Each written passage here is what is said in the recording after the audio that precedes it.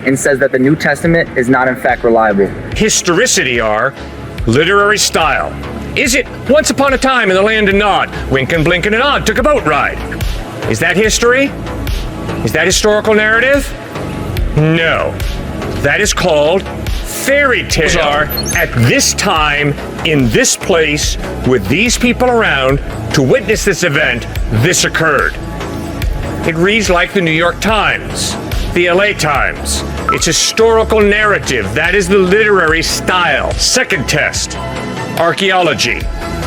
Are we talking about the island of Atlantis that Jesus ran around on? No. We're talking about Bethlehem, Nazareth, Jerusalem, Rome. Archaeologically verifiable places. Third test, internal consistency. Are these eyewitnesses contradicting each other? If they are, we got a problem with the text. I sure do. When you read Matthew, Mark, Luke, and John, there are no contradictions. Are there different perspectives? Yes.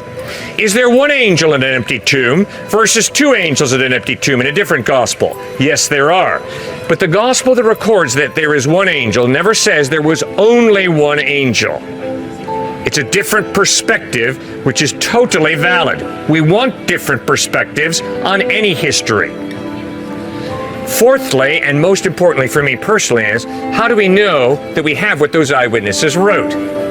Today, the New Testament that we have in English is based on over 5,700 Greek manuscripts or pieces of manuscripts dated from the 2nd through the 10th century AD, all agreeing to an infinitesimal degree. Does that mean the Bible's a word of God? No, absolutely not.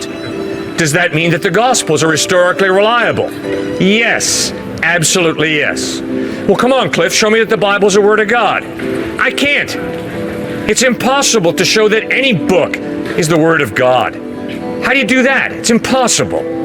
But can I show you that the Gospels of Matthew, Mark, Luke, and John are historically reliable? Yes, sir. So, if you're a skeptic, fine.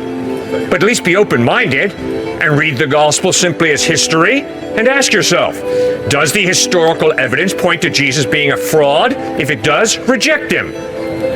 But if the gospels point to the sanity, the reliability, the credibility of Jesus Christ, you better put your faith in him.